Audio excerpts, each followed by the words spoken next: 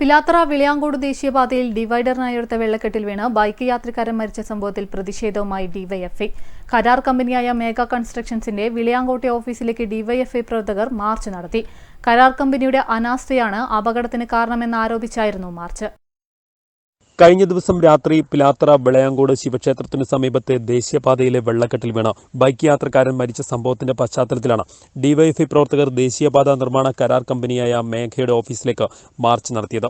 March office കോമ്പൗണ്ടിന്റെ ഗേറ്റിന് വെളിയിൽ police തടഞ്ഞെങ്കിലും പ്രവർത്തകർ അകത്തേക്ക് തള്ളിക്കയറി. തുടർന്ന് നേതാക്കൾ കമ്പനി അധികൃതരുമായി ചർച്ച നടത്തി.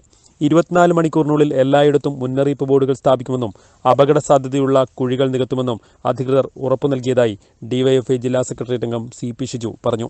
ഉറപ്പുകൾ പാലിച്ചില്ലെങ്കിൽ കമ്പനിക്ക് മുന്നിൽ അനിശ്ചിതകാല ഉപരോധം നടത്തുമെന്നും അദ്ദേഹം കൂട്ടിച്ചേർത്തു.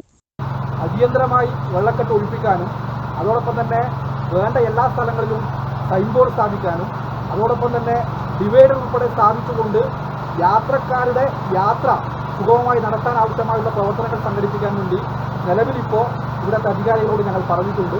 അത് അടിയന്തരമായി പരിഹരിക്കും എന്നുള്ളതാണ് നമ്മൾ ഇതിൻ്റെ ഭാഗമായിട്ട് 24 മണിക്കൂറിനുള്ളിൽ പരിഹരിക്കുമെന്നാണ് ഇവിടുത്തെ അധികാരികൾ പറഞ്ഞത്. A. Sudhaj, M. Sajesh, PV Sivasankaran, P. Jithin എന്നിവർ മാർച്ചിന് നേതൃത്വം നൽകി. News bureau, Payyanur.